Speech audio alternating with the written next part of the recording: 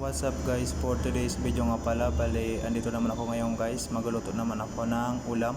Bali ito nga pala guys, nalutuin ko ay para lang ito sa akin. So mag-isa naman ako ngayon kasi yung kasama ko ay hindi yun uuwi, so bukas pa yun darating. So ngayon ang lutuin ko lang ay pang-isahan lang. So dahil sa mag-isa lang ako ngayon ay ang lutuin ko lang ay dilata lang. So pero guys, ito ay may naman tong gulay kaya okay lang, kahit dilata yan ay meron naman siya gulay. So ngayon ay gusto ko pa to guys na kawali kasi para kahit paano ay malinisan naman to. So ang hirap talaga guys kapag walang ginagawa, ito lang yung ginagawa ko eh. So hindi naman ako pwede lumabas dito para gumala kasi mahirap lang pera eh. So tipid-tipid muna tayo ngayon guys. Bali ito nga pala guys, bali kinuha ko muna yung yung mixed vegetable. Ayan, bali nabili ko lang to guys ng may 30 pesos lang yata yun eh sa Save More. So okay na rin to kahit paano ay meron na siya kulay. So bali nga pala guys, ito ay frozen na vegetable. Ayan, sa shape nga pala siya guys. Ayan. So bali yan o. So bali nga pala guys, kukuha lang ko dito ng konti kasi mag-isaba lang ako at saka konti lang yung yung kakainin ko nito kasi nga hindi man ako masyado makain dito eh. So yan, konti lang baka kasi hindi ko maubos eh. Ayan, tapos balik ko na siya guys sa freezer. Yun, sa refrigerator sa taas siya kasi sa taas freezer yan. So yan eh, iba yun. So ngayon ito nga pala guys, bali siya guys, bali kailangan ko muna siyang ibabad sa tubig kasi siya eh matigas. So kailangan ko muna siyang i-defrost, palambutin muna kasi medyo matigas ng konti. So ngayon ay ilagay ko na guys yung mantika. Ayan. Tapos dahil sa okay na siya, mainit na, ay ilagay ko na guys yung yung bawang. Ayan.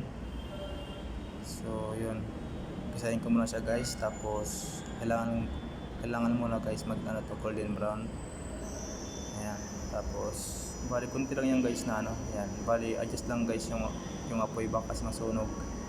So yan, ilagay ko muna yung yung mixed vegetable. Ayan, bali gisahin ko muna siya para medyo kahit paano ay maluto naman siya. So kunti lang yan kasi ako man lang mag-isa ang kakain yan. So ayan, pagkatapos ng guys mag-isa ay ilagay ko na yung yung dilata. Pero kailangan ko muna siyang lutuin. Ayan. So kunti pang minuto. Ayan, halo-halo lang muna.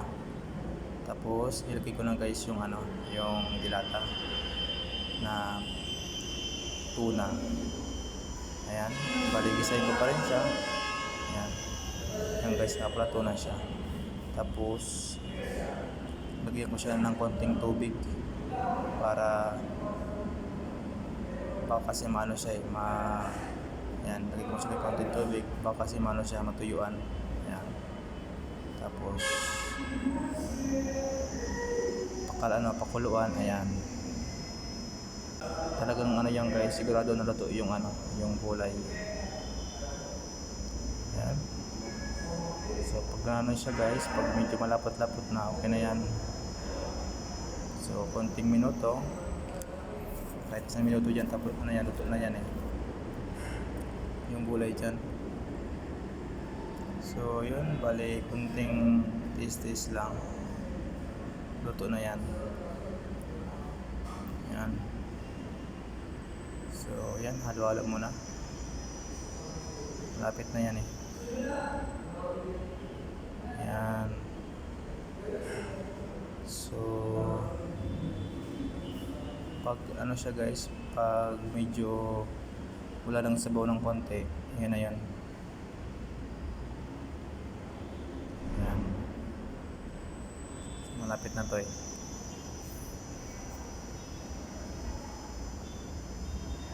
So, ang ginawa ko kasi ay niluto ko yung ano talaga, yung vegetable. Kasi baka silaw yan eh. So, lutuin ta ng maayos.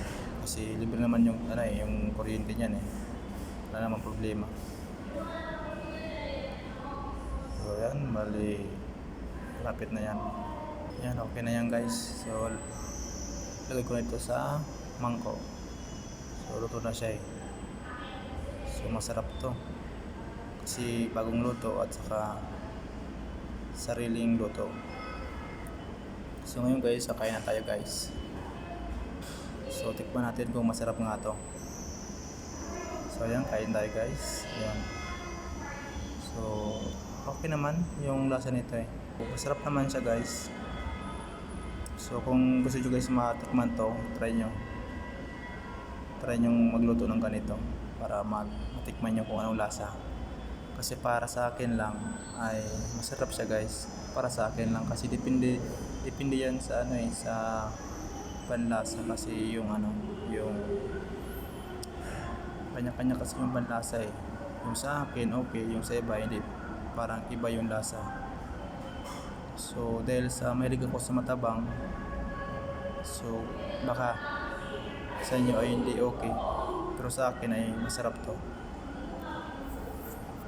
So yun, sarap to guys, kain tayo guys nito. Yan,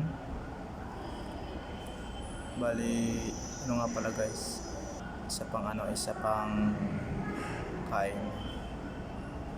So bali mag-isa ko ngayon kaya ako lang kakain ito eh. So yan,